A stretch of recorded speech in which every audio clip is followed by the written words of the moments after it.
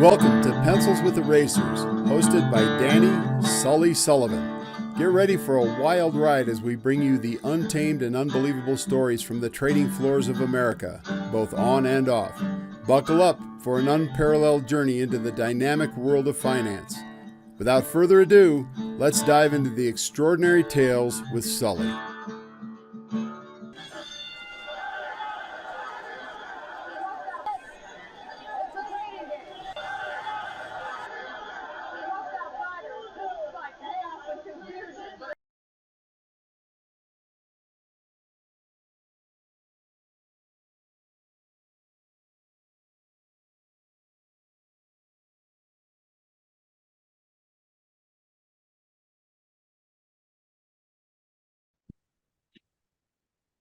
Hello, everyone. Welcome to a podcast called Pencils with Erasers. My name is Danny Sullivan, co-host, and my partner in crime is Ann McCarthy, and our guest is Marc Eisen.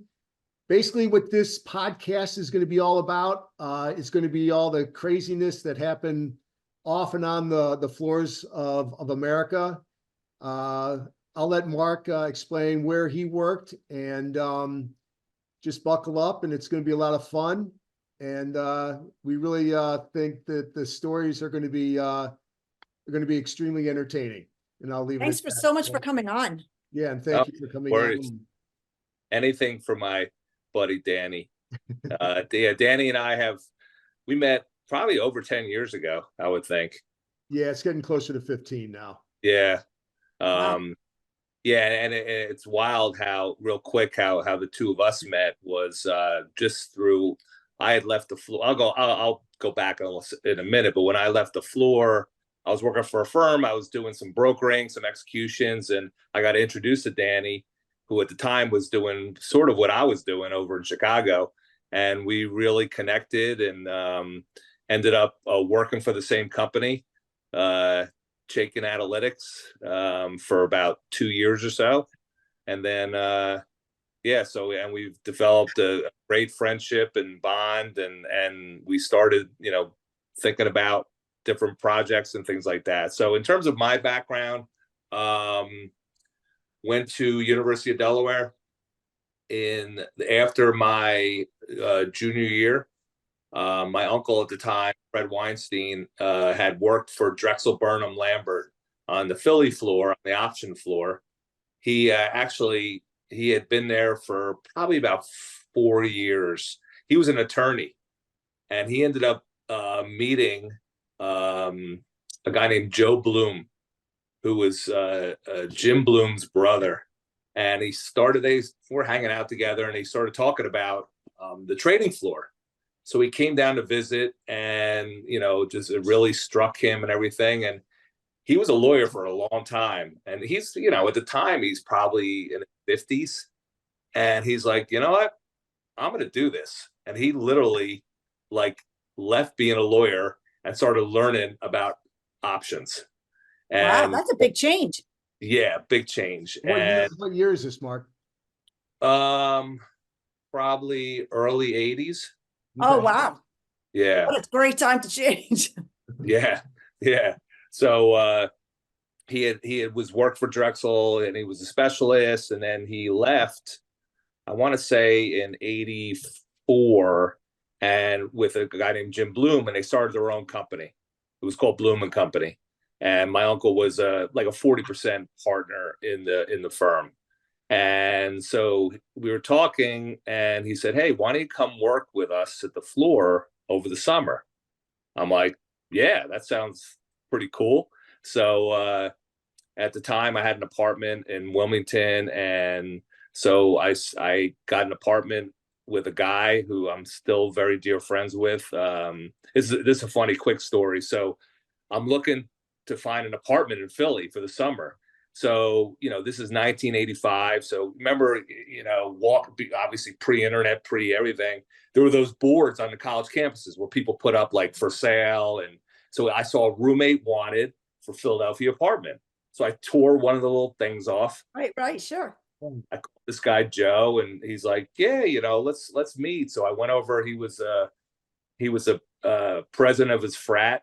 and I walked over to the frat house, and this was like on a Thursday. That Saturday, we drove to Philly. We looked at the place, and he was taking classes for law school in Philly. So we ended up rooming together on 3rd and South above Lorenzo's Pizza. And we had a great summer, and I took the bus up to 19th Market and worked on the floor. And yeah, so and at the time there were two specialists and like 2 clerks. It was just a small operation.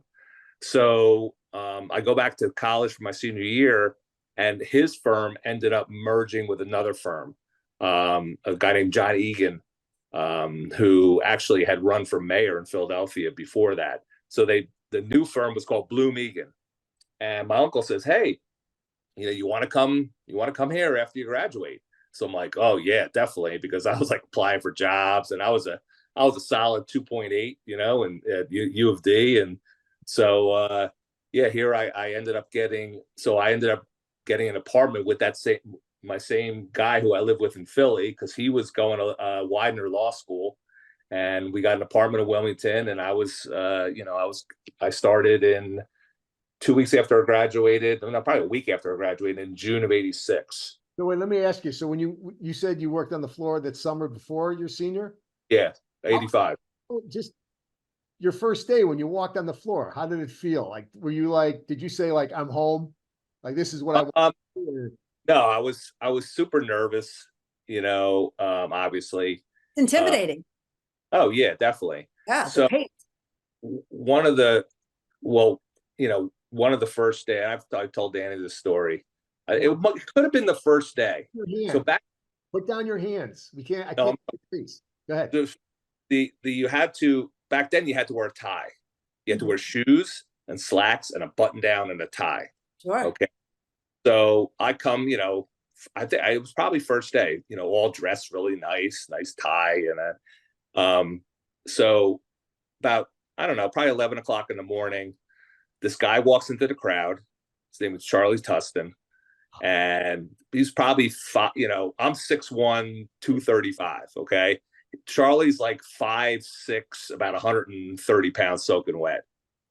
Scraggly guy, beard, comes over, grabs my tie and cuts it in half.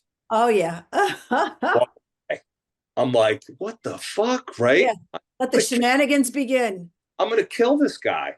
And the guy, one of my colleagues, was like, "No, you're not. You're not going to do anything." I'm like, "What do you mean?" He's like, "You're not going to do anything because this is who he is." So I'm like, "Oh, great." So and I remember, later I saw that he was a broker, and he had a wall on the post with about 100 half ties. He would staple them to the wall. Okay. And the other thing that Charlie Tustin did was he would walk into the crowd and just randomly grab somebody's nuts and squeeze them until they were on the floor, okay, on their knees. And then he would just walk away. And everybody knew that he was. Jeez. Yeah. I probably watch his podcast, but he was a wonderful guy. But he was just yeah. Like I said, 5'5", 5'6", buck 30 wet, and everybody was like completely afraid of this guy. Could be like 6'6". Confidence of Andre the Giant, right? Yeah. Right? Yeah.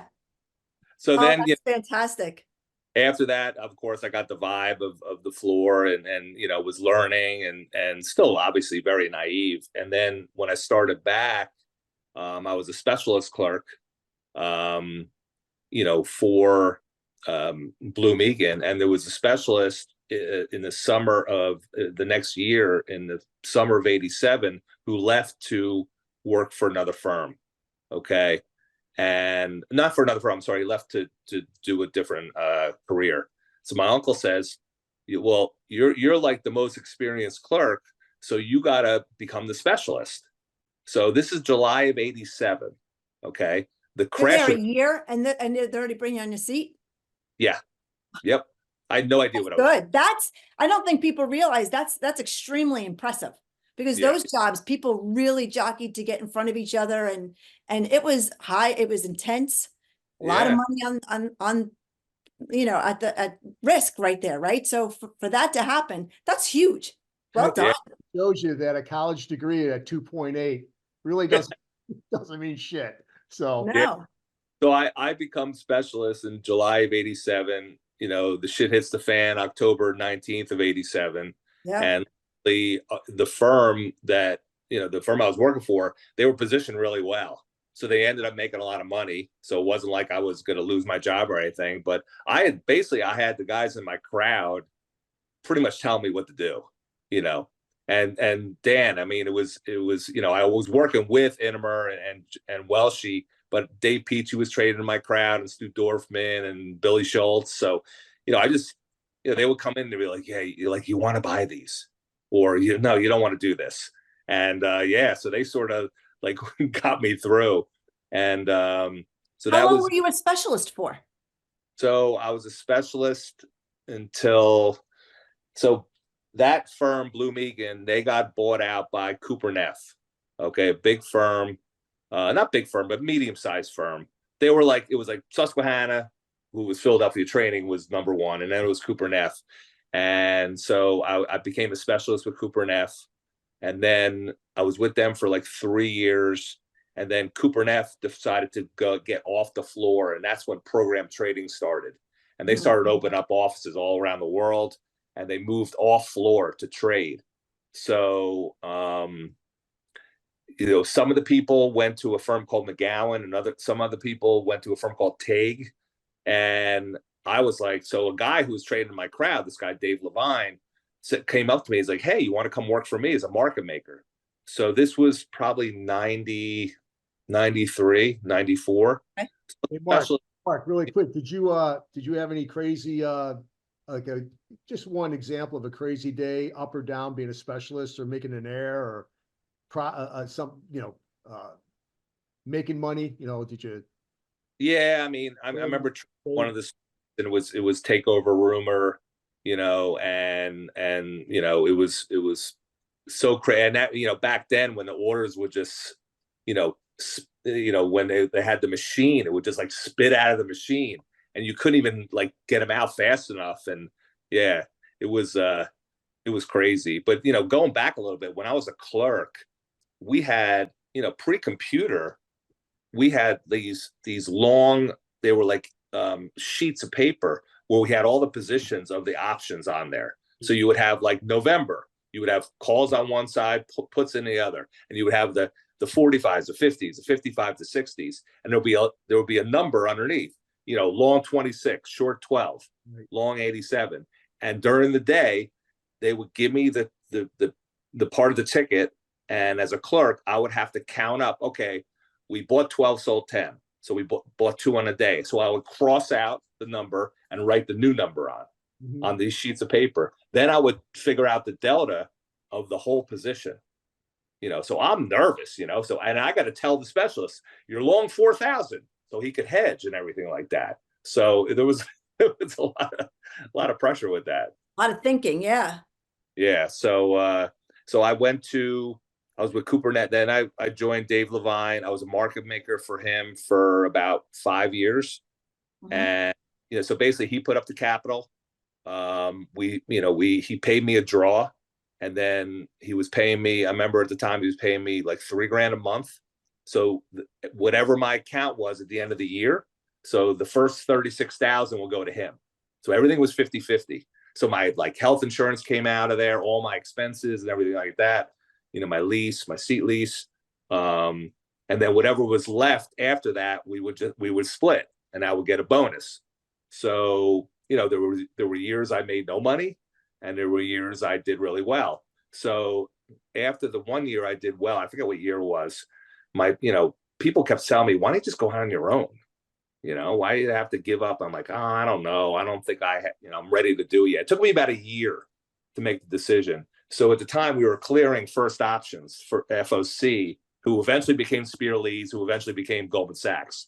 So FOC at the time, all you needed was $50,000 in an account to trade on your own.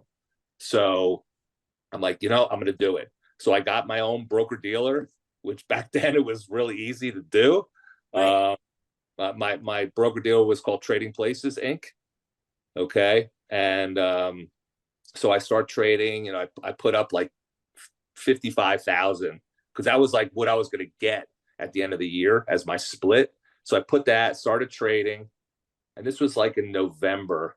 And then in January, they're like, now the requirements are 100 grand. So I had to put in more money, okay, to continue. Yeah. So luckily I had it, and I did. So this was in like January. So that March, I went on my daughter was a competitive cheerleader, and she did these competitions, and we were in Florida, and my account dipped below 100,000.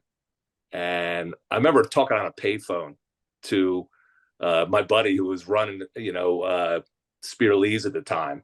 He's like, dude, you got to come up with more money. I'm like, well, it's just one position, because you know how the positions would get marked differently. Right. So, and we would, of course we would, if everybody in the crowd was long a certain strike, somebody would just buy one at the end of the day to mark it on the offer rather than the bid.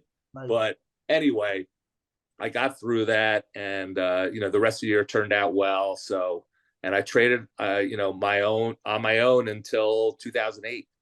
Oh, so, wow. That's a long career doing that. Yes. Yeah. Example of something that went wrong during your market maker days. And then the other side of the coin, what went right? What's your best day? Oh, so okay. So something that went wrong was there was a I don't know if they had it on the Amex, but they had a system called the wheel. So once orders started coming over electronically, they would, instead of the broker bringing in, they could send orders electronically to the post, and we had a screen. So in the morning, there was two computers when you came down on the floor in the morning, and you would log in. You put your number in. So my number was 215. So you put your number in. That would get you onto the wheel. So you would, when trades would come across, let's say it was a 10 lot, there would be like, the specialist would do 4, and the 3 other guys would do 2 each. And it would just go along, it was 215, then it was 263, and it would just keep going all day. So, and it got to the point where when you left the floor, you were supposed to sign off the wheel. Okay. So even if you went to the bathroom or went upstairs, and everybody forgot, right? So one time the wheel was spinning a lot. It was like lunchtime. And this one guy, we're like, where's Alex? Where's Alex? He was upstairs playing backgammon up in the Merrill office, because he used to do that at lunchtime. So finally it comes back down. We're like, dude, you did all these trades when you weren't here. And we're just busting his balls. And there was a place called Snow White. It's not there anymore. It was on 9th, right around the corner. They had the best black and white milkshakes. Isn't it funny the things you remember certain places for, right? It was crazy. So somebody said, you know what? You need to buy the whole crowd shakes for missing these trades. Well, he's like, fine. Because he figures he probably, he could have made a couple grand, not even being there. So he bought it's like 25 milkshakes. So he walks out there, comes back with a big box. So after that, every time somebody would forget to sign off and did a trade, they come walking back into the crowd, and everybody would be going, shakes, shakes. I love that. And it would happen to everybody.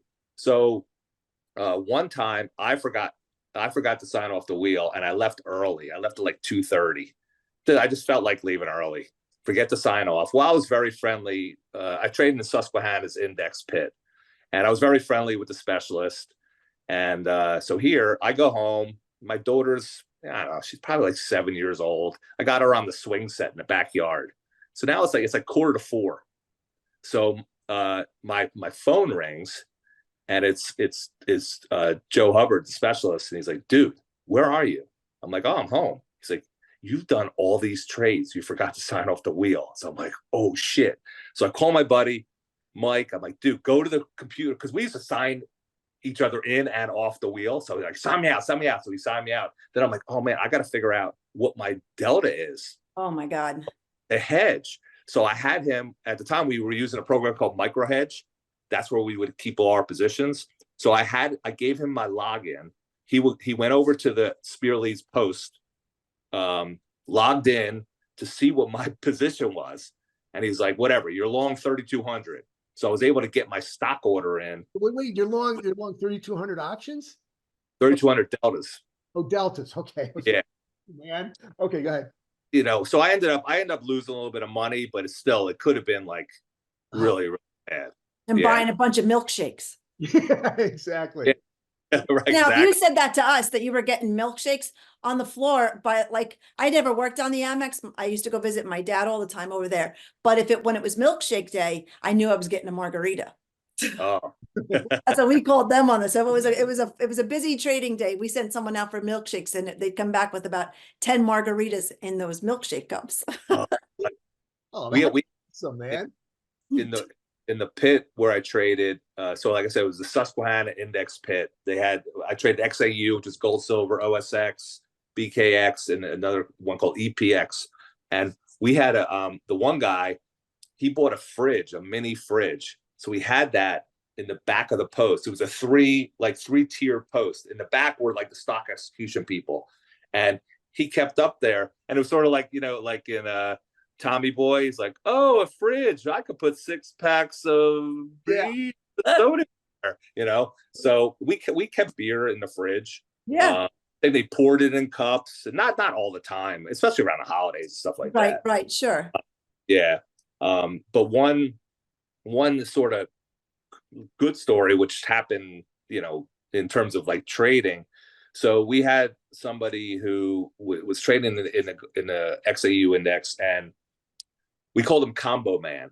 So this guy would come in and he'd either buy, put, sell calls or do the opposite. He was hedging a big gold position. It was I think it was UBS that the broker was representing, and he would come in and we would make the markets really wide.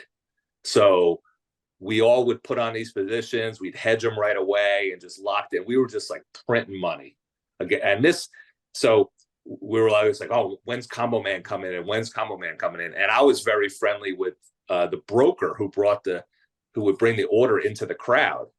And so there were times before the opening, he would come up to me and a couple guys, be like, buy stock on the opening, buy stock on the opening.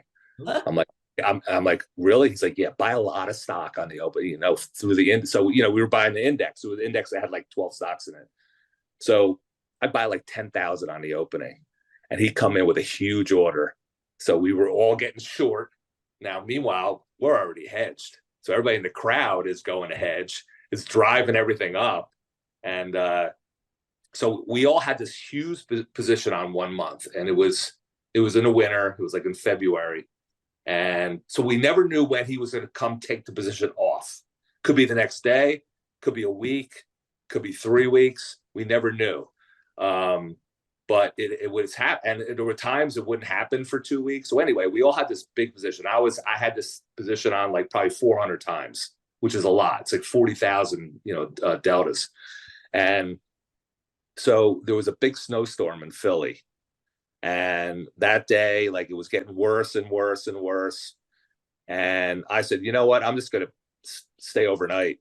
So, I booked a hotel room. So I'm like, I'm not going to risk going home. And so here, a lot of guys, like, then we heard, oh, they're going to be shutting down SEPTA and the bridges. So a lot of guys like left. So by 3:30, there was probably only like half the crowd there, less than half the crowd there. And, you know, nothing was going on. It was dead. Until. Hey, let me guess. The broker walks in the crowd, Right. and he quotes that line. I'm like, oh, shit. He took off the entire position. You know, so I took off my whole 400, you know, and I made like 30 grand. Wow. Yeah.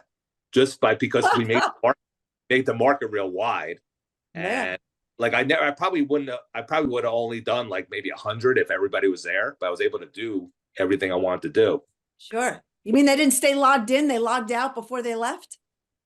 Yeah, but this was a broker order comber coming in, so it didn't matter. Yeah, that's true. Yeah. So here, I leave the floor. I'm like, oh, this is great. Go to my hotel room. But that Conor McGregor swagger behind you. And we're all meeting at the bar. It was a Holiday Inn on 18th Street. So we all meet at the bar. I'm like, this is great. So my buddy Mike calls me. He's like, hey, dude, anything happen at the end of the day? I'm like, you don't even want to know. Oh my God. Yeah. Yeah. I mean, it just was lucky. I mean, look, there were times when I would take a vacation, take a couple of days off, and I had a position on, and I was off. I was trading the oil index. It was when Katrina hit, so it was right before. I always used to take off the week before Labor Day. We used to rent a house in the Jersey Shore because the prices went down a lot because all the PA schools went back to school, but the Jersey schools started later. And me being, you could say it, Dan, me being the Jew in me, I'm like, oh, I'm going to pay half the price for the house. I'm going to do it, right? Well, Katrina hits and the oil service index goes bonkers. It was that Tuesday. And here I'm on the phone. My wife is like, if you're going to do this, just go back to work. And Right. I didn't go back. I just was like, whatever is going to happen. Because when I traded on my own, I would try to be protected about 20% each direction as best as I could. Right. And it was just a big move. So anyway, I probably lost like 10 grand that week I was away. But, there were times when, you Could have took been off. much worse though. Oh my God. Yeah. Yeah, like that's 10 grand for that, and especially back in, was that 2005? Like that was, Yeah. like you could have lost a lot more than that. Yeah. You got lucky. You went on vacation with a position on. You didn't go flat. No, I mean, no, I was flat, but I have 6 months of positions. So I couldn't try to hedge. Okay, now that makes sense. I thought it was more. Oh, go ahead. Yeah. I mean, my delta was flat when I left, but it moved so much, and then I was there. I was on the floor until 2008 hits. Okay. So here, the summer of 2008, I'm having a good year, not a great year. And my wife and I, we went on vacation. I remember in August, and we were thinking about like redoing our kitchen, blah, blah. Well, then, the shit hits the fan basically after Labor Day of 2008. And, I didn't lose my capital, but I lost my whole year's profit in a couple of days. Because volatility obviously went through the roof. So volatility, where normally it was like, it would have a range of like 25 to like 40. Volatility is like an 80. So it was like, it was insanity. I mean, that's definitely the craziest. Hey, I remember the market was moving, 4% a day, like crazy moves. And so what happened was, I guess it was right before Halloween. I got called up to the Goldman office, and my buddy's like, look, we're not clearing any small accounts anymore. And I was like considered a small account. So like you got to close out all your positions by, basically by the end of the year. So I'm like, great. So here, there was only two other clearing firms. It was Sage and it was Merrill, and both, they were in the same boat. So I'm like, okay, what am I going to do? So I'm like, I'm just going to have to get out of my positions. And then what happened was I ended up getting a job through a friend of my uncle's, a guy who traded on the CBOE, who was hiring some off-floor traders, guys like that had left the floor. So I put up my own capital and I started trading off the floor. And this was, like January of 2009. And I was like, oh, this is cool. Like, I'm just going to try to make a couple $100 a day. Well, I wasn't, I'd been on the floor for so many years that being by myself in an office, they set me up with all the computers, and everything. But I lasted, I was there about 9 months. And so this was January, and like August of that year, So I was in the Merrill office right across the street on 18th and Market, right across the street from the exchange. I'm leaving the exchange. I'm leaving my office one day. I bump into my buddy. He says, hey, this guy Dan's hiring a trader in your old crowd. Right. So my old index pit. Mhm. I'm like, real? So I went right up to his office, and his name is Dan Bigelow. I'm like, hey, I'm your guy. He's like, yeah, definitely, because you obviously know the products and everything. So I left November expiration in 2008.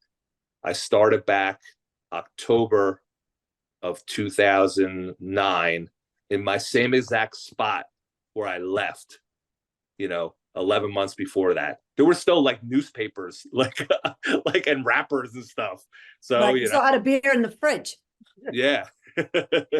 So I went back to working for somebody. He put up the capital. And that's I was there until 2011. So basically what happened was starting in late 2010, once Cabo Man disappeared, because one day he just disappeared, and that was like shit. And the market started getting tighter, expenses started going up, streaming quotes were coming in. So it was I always said to myself, when I get up in the morning, I don't want to go to the exchange, it's time to leave. And I started feeling that around the holidays of 2010. And then in like March of 11, I went up to Dan. I'm like, Dan, I can't do this anymore. I was stressed out. He was still paying me. But so I said, he's like, what are you going to do? I'm like, I don't know. So I said, I'm going to go get my Series 7 just to get something and maybe do something off the floor. So he sponsored me for my 7. Got that.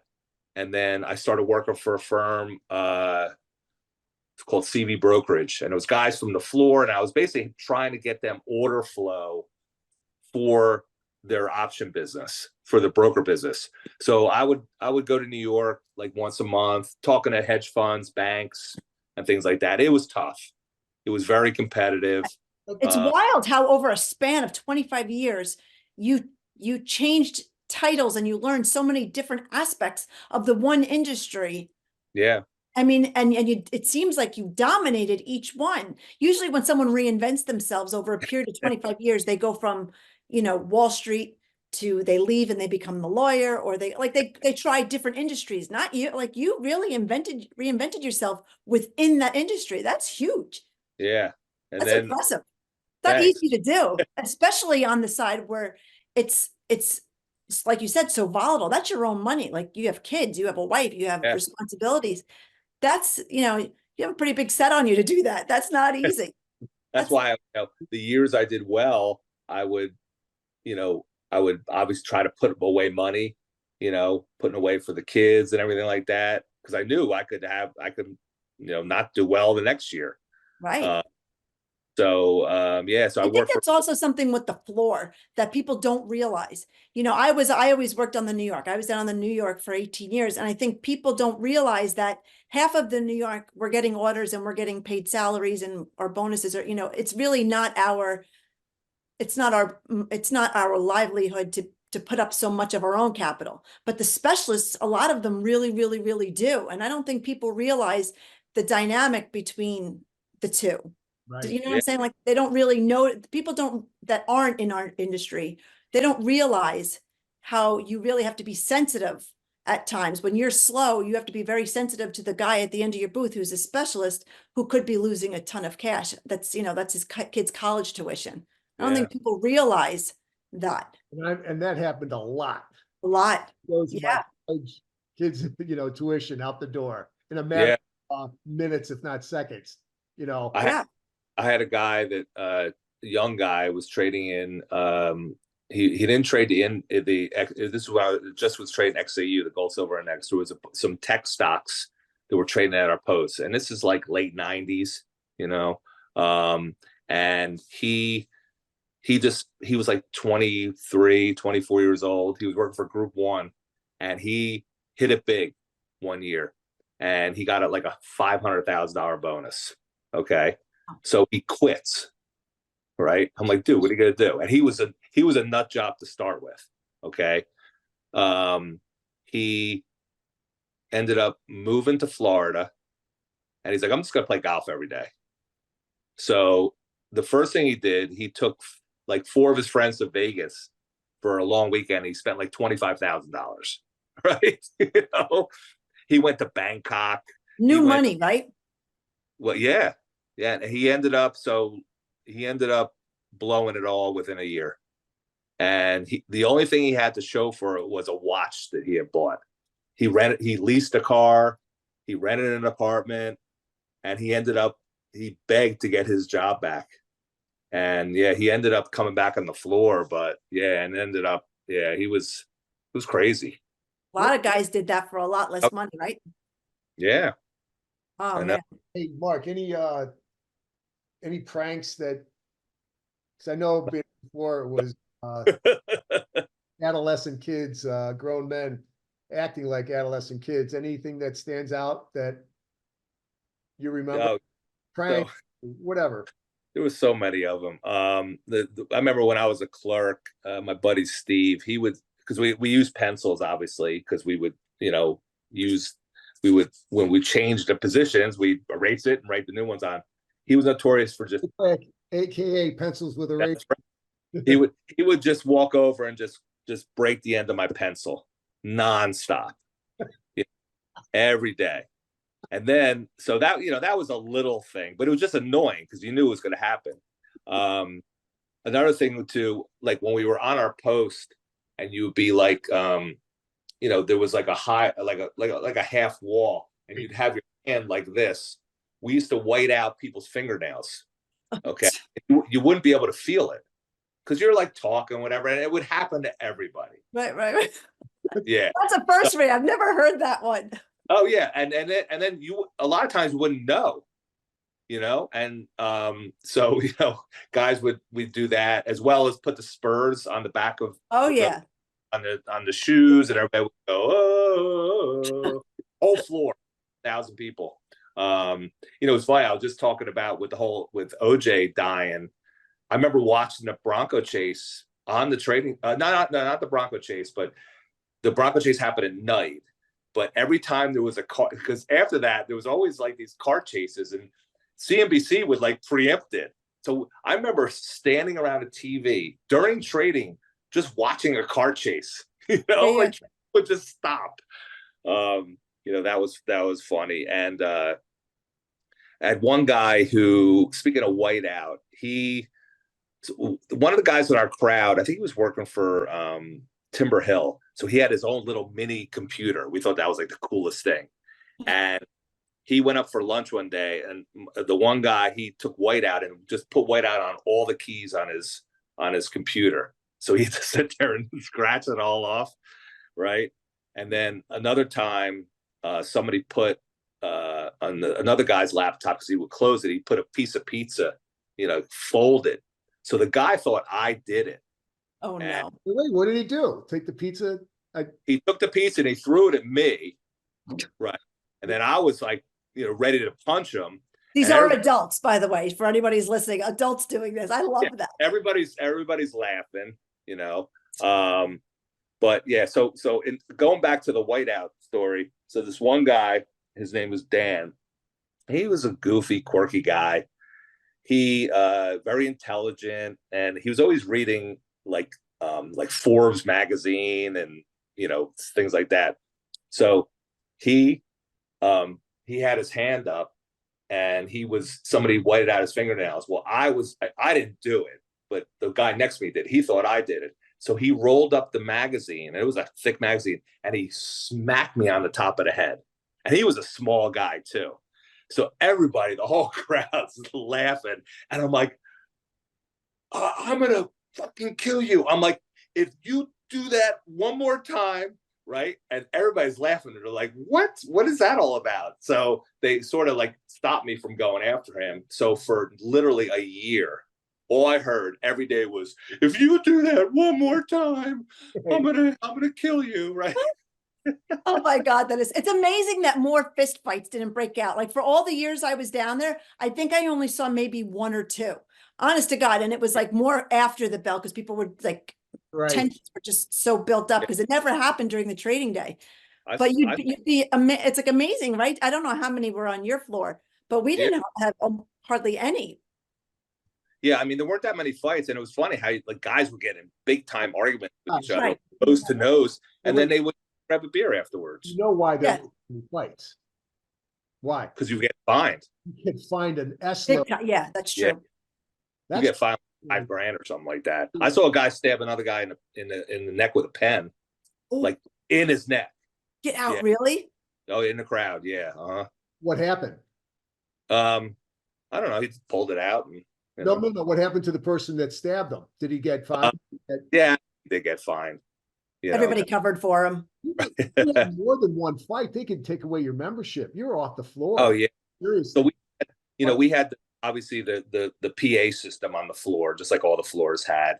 You know, where they say like, you know, Joe Smith, come back to the post or whatever. You know, so everybody would just mess with the, you know, with the singing songs and stuff. So the floor was, you know, besides the key punchers, the floor was probably, you know, 90% guys.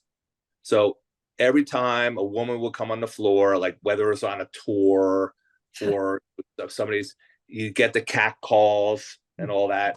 So here, like my pit was all the way in the back. The Philly floor wasn't that big, but my pit was all the way in the back. So my wife comes to come visit me, and she knew a lot of the guys. I've been working there for a long time. So I was like, yeah, just come down the floor, and you know where the post is. Well, you know, the PA system is with the howling. So she gets to me. She's like, next time you are meeting me up in the lobby. I'm not coming down on this floor anymore. And I mean, but not only that, just there was the sexual harassment down there with, you know, grabbing ass and everything else, and guys doing stuff in the hallways and in the staircases, you know. And was there a smoking room in the? Oh yeah, absolutely. They call it was the members lounge.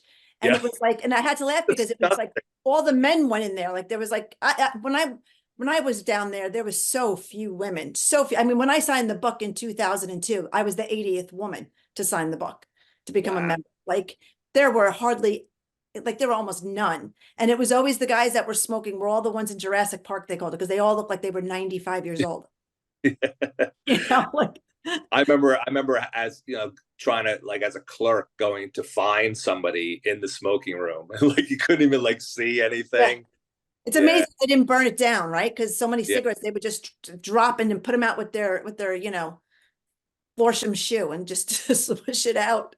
I have to ask, how many people were walking around with like spike marks from whiteout, like that they didn't realize it was on their nails, so they would touch their face. They'd probably have like little white specks all over themselves, right? Oh, another funny story. So we had this guy, Jeff, and he would. Let me just say, that? Excited. I'll forget. So you said the whiteout, and we had the tickets, and there was a carbon between. Oh yeah. Oh yeah. You were filthy with them, right? Yeah. You had them everywhere. It was everywhere. Especially women, like for me, when you wear makeup, because you get a little bit like, you know, oily by the end of the day, your makeup is a little shiny. And if we did anything, we would have like, you know, war paint. And then your edge of your fingers was always black. Oh, forget it was everywhere. Well, you know, when you were allowed to eat on the floor, I mean, it was so disgusting. And then, I mean, we used to pour powder on people's shoes. That's when you had to wear shoes. Yeah. You know, I saw the CEO of Anheuser-Busch was down in the Anheuser-Busch options crowd, and somebody powdered his shoes. Was he a good sport? Because we've had a few of those where they were not happy. Yeah, no one admitted to it. I remember seeing the guy coming in and doing it. I'm like, oh my God, I can't believe he's doing this, you know? Mark, what did they say when they put it on the shoe? You didn't. Everybody started, you know, the PA system, everybody started singing White Christmas. No. Well, it was snowing in Philly. Yeah. So that is funny. Somebody stuck a tampon on my training jacket in the back, and I didn't know it was there. And it was in the morning. So all day, everybody I was working with and everybody in my crowd was like, Mark, because I'm a very easygoing guy, like friendly guy. They kept saying, why are you in such a bad mood? Why are you on the rag today? And finally I was like, guys, shut up. Like I'm not in a bad mood, but you're making me I didn't realize it literally till I took my jacket off at the end of the day that I had this tampon stuck on my back. That's hysterical. Oh my Yeah. God. I never I heard. can't believe you didn't look after like the third time you heard it. Like, I oh, know. there's got, you know, I guess if Yeah. it was like the, you know, the Indian call, you would have started looking around for, you know, the darts somewhere. Right. So we had the clerks would come in from the clearing firms to come into the crowd to collect the copy of the ticket from the market makers. Okay. So the market maker would keep one and the clearing firm would go back because they would match trades, you know, at the end of the day. So there was a guy who traded in our crowd and he was, his name was Marty. So we were all like late 20s and Marty was probably like late 30s. So he was like the old man in the crowd. And we used to call him Uncle Marty, right? So this young girl comes into the crowd to collect the tickets. And she's like, oh, I'm looking for number, you know, 263. And that was Marty's number. I'm like, oh, it's the, you know, the guy standing over there. I'm like, the old guy standing over there. And old guy meaning he was like 38.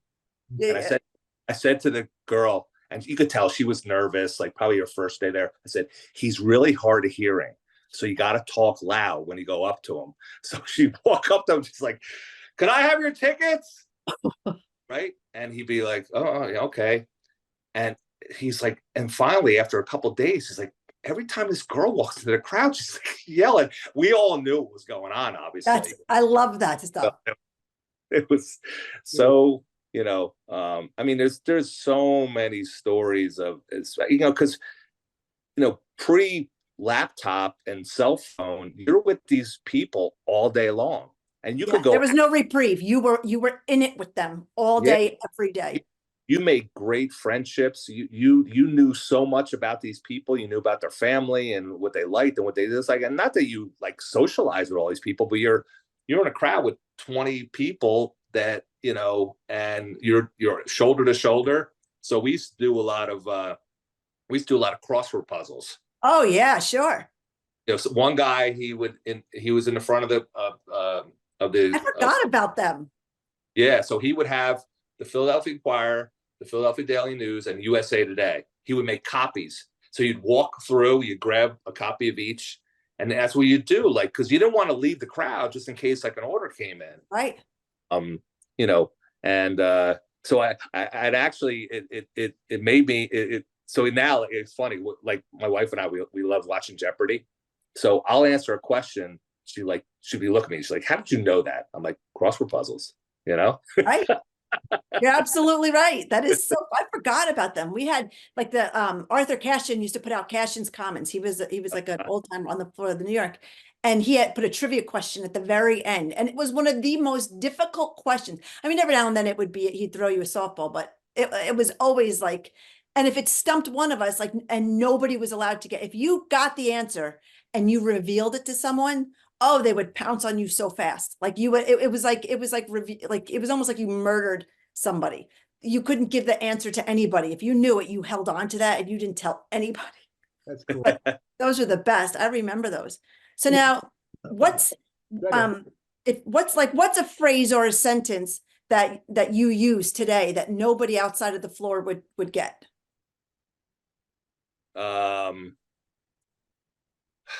Wow, that's a good one.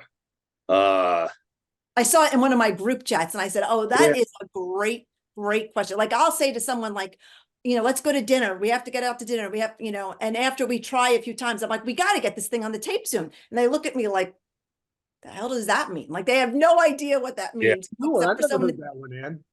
You've never, I use it all the time. And like, maybe because I'm married to someone who was in the industry also, that we use so many of the old terms, you know, I got to jump, you know, like we use all these things, you know, get it on the hop, like they just automatically stick with us.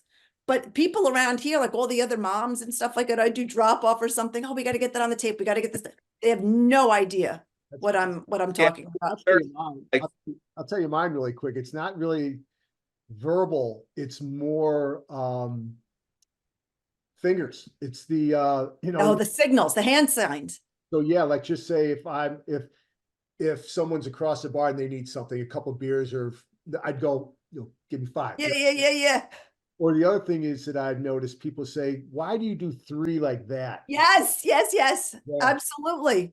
3, why? And again, so the hand signals that I that I still use to this day after, you know, after I got off the floor. I'm now, go ahead, Mark. I'm thinking something verbally like Ann. Yeah, I mean, you know, there was this one broker, and he did have a huge ass, right? So everybody would call, his nickname was Huge Ass. So when he walked into the crowd, somebody would get on the PA, huge ass in the crowd, huge, you know.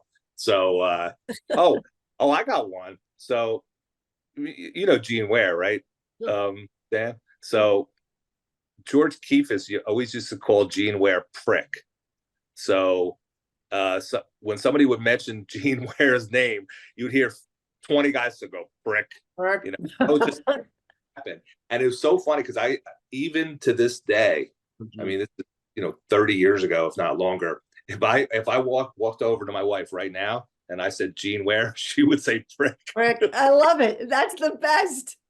And everybody from your group knows exactly what it is, and it doesn't matter how long it's been since you see them. You bring up that name, someone will just yell it from across the bar, right? Okay, so I got one. And wait, I got one. Mark, I got the other one next here. Is I would say when someone said, "Do you want like a number?" I would say, "Yeah, give me a 3-lot."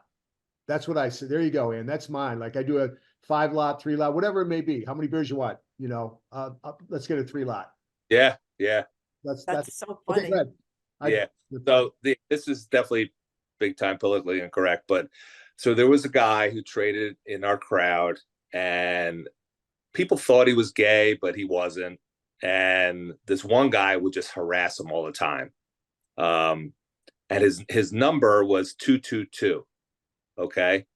And I can already see where this is going. Like so at every time the clock struck 222, he would say, "It's the minute of the fag." Right? Oh, geez. Every day he would do it. That's so wrong. Even, no joke, I just texted 2 of my buddies last week because I happened to pick up my phone and it was 222. And I just texted both of them and I just write minute. And they just, you know, like laugh back. You know, like I said, it was just something stupid, but it's Makes still, you laugh. You really needed those little things to get through so many days, right? Like you really, like without them, yeah. You know, it was tough to get through them. That's like me. If I see 333, 333, we're always like, whoop, right before a holiday. Right. I don't know why they did it. I mean, I'm sure there's some ridiculous story as to what made it start, but every, you know, 333, everybody would whoop when they walk around the floor and you'd hear the whole thing. They'd do it for a whole minute. And then as soon as it changed to 334, everyone was like, woo. And then it was cool. So how about like again, you know, being on the floor is extremely competitive. I mean, everything is a competition. Everything. Oh. Was there anything competitive that had nothing to do with trading that someone did or? Oh yeah, because people would brag all the time about, oh, I'm the best basketball player and the best softball player. So you know, guys challenge each other to games. And then I saw 2 guys race in their socks in the alley on Ludlow Street. They were talking shit to each other on the floor. They're like, let's go outside right now, you know, and race. And they did. They raced down the alley. Was there everybody place bets on it? Oh yeah, of course. Oh yeah, that's the best, right? And then there were 2. Speaking of that wheel system, that just reminded me when you used to sign off and sign on. So 2 guys got into an argument in the crowd, and they were friends, but they just were arguing over something. And they were like, "All right, that's it. We're going outside right now. We're going outside to fight," like you were in like grade school, you know. And they're like, "Okay, we're doing it." So they start walking. They're like, so they both are standing at the computer signing off the wheel before they were going outside to potentially fight each other. So of course the whole crowd leaves. We go outside. Nothing happened. You know, somebody pushed one, and then they were like, you know, nothing really happened. It was so funny how, you know, they just, and after that it was fine. And one, okay, I don't have a million stories, but a prank. So going back to this guy, Jeff, he would bring a briefcase into the crowd. Like he would bring a briefcase into the crowd. He thought he was all like, you know, cool and everything like that. So, and he took the train in from the suburbs into Philly. And we knew, he would have this briefcase every day. So there were times when, we took everything out of the brief. It was just like Of course, folders. there's always someone that does that, right? They always. Yeah. So we, we would take the stuff out of his briefcase and like just put like tickets in there, crumpled up tickets and stuff like that. But so the one day, me and two other guys, it was Phil Schutte and another guy. We walked to the adult bookstore around the corner, and we bought this magazine called, I'll never forget, it's called Maximum Exposure. Okay. Oh, Jesus. And it was the wrongest magazine. It had these like 400-pound women naked on there. Yeah. So we cut out a picture about this big of this woman naked, and we taped it onto the corner of his briefcase. Okay. Because we knew he always would carry it a certain way. So this was facing out. Yeah. He comes into work the next day. He's like, "You motherfuckers." I love it. Carried it on the train the whole way home and didn't realize it like till he got home. Trying to figure out why everybody's giving him looks, right? Like, what's wrong with this guy? Pervert, pig, right? They're all look. I love it. That's the best. That's a good one. Yeah. Yeah. That is so funny. Oh my God. You can't make these up. I could listen to these all day. Honest to God, I could listen to them all day. That's what, obviously, all the years Danny and I, telling stories. And that's why, like, it was probably close to 4 years ago when we're like, we got to do something with this. We got to start telling the world about this place, because it was the best place ever to work, but there was no place like it. There was no, so I ended up eventually going to work for Merrill Lynch. Okay. I became a financial advisor in 2015. I didn't really want to, but my buddy, he was working there at the time. He's like, and I was sort of in between gigs. And so I went to work at Merrill. Well, Merrill, like, I had to wear a suit and tie. That was the first, it was 2015 was the first time I was a W-2 employee my whole life. Wow. Okay. And I had to be all proper and, so I was working in the office, and it's hard, even to this day. It's hard for me. I've been with PNC Investments for 5 years now, and I got to watch it, when I'm talking to people, because the floor is in you forever. Forever. It's who you are. It's a part of you. Yeah. And look, I still, ball busting and everything, but yeah, it's just, and it's funny because, my kids remember when I was there. And even now, like, my daughter lives in Philly, not too far from where the exchange used to be. We were just there on Saturday, and we walked right by. Danny, I sent you another picture, and she's like, "Dad," she's like, "Do you miss this place?" I'm like, "Yeah, I can't believe it's been so many years since I've been there." But I was there 25 years. I was on the floor for 25 years. Wow. I hope your kids know your resume, because it's extremely impressive. Like, that's not easy to do in an industry like that, as competitive as it was. And you really, really had to think on your feet. That's another thing I don't think people realize, how you had to be, wear so many different hats, and you had to do it. You had to switch them at the drop, at the drop of a hat. Like, you really had to be thinking on your feet constantly, and to be able to change and just pivot so quickly and so seamlessly the way you did. That is not easy to do. That is not easy to do. You're like, again, if you're a lawyer, or, I don't want to start picking on different professions, but there's not too many people that can handle a fast market in life. That's all. Yeah.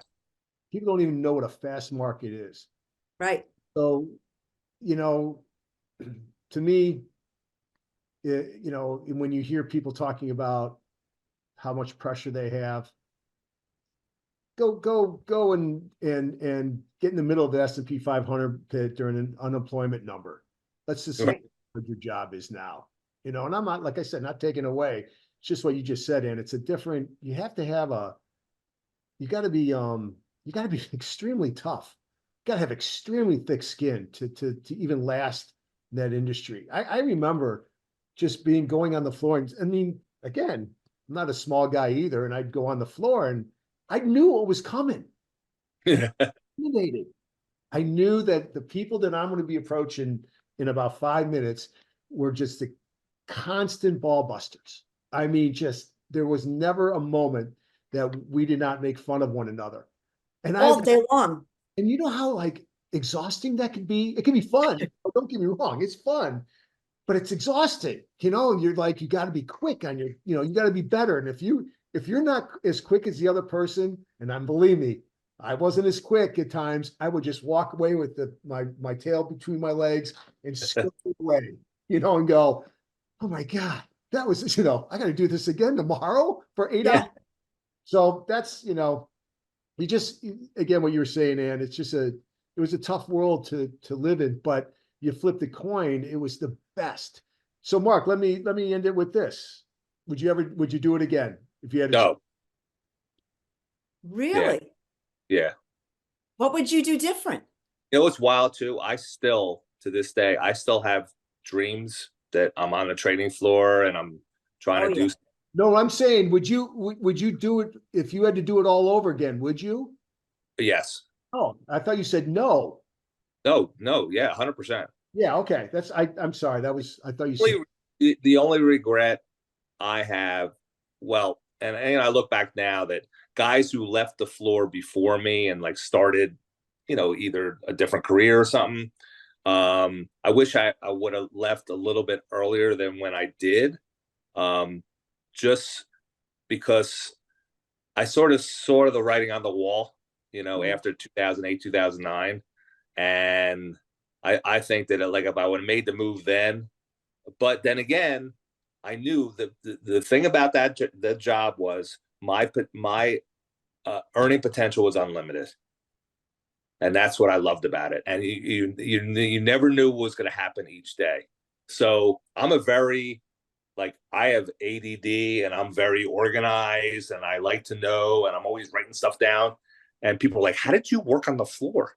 And I'm like, that's what I loved about it. You just never knew what was going to happen. But I also knew, I was just talking about this yesterday with a friend of mine, that I remember when I first started pre-kids, a guy in my crowd said, when you have kids, this is a great job because you'll never have to miss a dance recital or a Cub Scout meeting or anything, because when 4 o'clock, when that bell rings, you're done. It's school. You could. Yeah, it's school. You get on the bus, you wake up, you get on the bus, you go to the bell rings again, you get back on the bus, you go home. Yeah, never work on the weekends. So I knew 4 o'clock Friday, the bell rang, and I'm like, there's really nothing I could do until 9:30 Monday morning. So and it was great because I never missed one of my son's wrestling matches, and I was at every one of his Boy Scout meetings, my daughter's cheerleading competitions, and it was. That's so nice. The only thing you would have is nightmares about you having your leaves off, right? You subtracted wrong, and you're trying to figure out where that extra $5,000 belongs.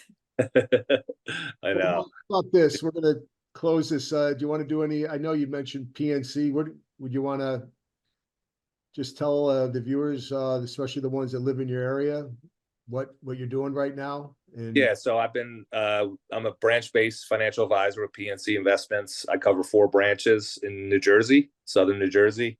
So I've been there a little over 5 years, and I'm really happy where I am. And do you have a 800 number or anything like you know that offhand? I know there's 856-589-3844. Yeah, one more time, slower. 856-589-3844, and it's Marc.Eisen, Marc with a C, .Eisen at PNC.com. Okay, cool. So if anybody needs any financial planning, retirement planning, anything like that, I'll be happy to have a talk with you. Perfect. Okay. Yeah. Why don't you get off here and this was great. I could talk for another 4 hours, but it was great having you on. I could have listened for another 4 hours. It's amazing to me because I really don't know much about anything off of the New York or the Amex. So to hear that it's so similar to the same, tomfoolery that we had, and that, you really got down to the nitty-gritty the same way we did. I love it. I do. I absolutely love it. Yeah. I love the industry. I love everything about it. And so I really appreciate you coming on and sharing your side, because it's fun to listen to. Next time I'll tell you about the first holiday party that I went to when I was working for Blue Megan. It was in the Four Seasons Hotel, and it was just the firm. There was like 10 of us, and two guys, and Dan knows who they are. In the middle, while they're serving salad in a private room in the Four Seasons, two guys hopped up on their chairs and pulled their pants down. Oh, right. You told me. Yeah. I mean, they had their underwear on, but they pulled their pants down. They just stood on the chairs, and I'm sitting there like, what the hell is going on? You know? And everybody's laughing, and yeah, that's the kind of shit that happened. Yeah. All the time. And I All know, the time. and I know the two you're talking about, so it makes the story even. Right. Some serious characters, right? I miss a lot of them. I Okay, really Mark. did.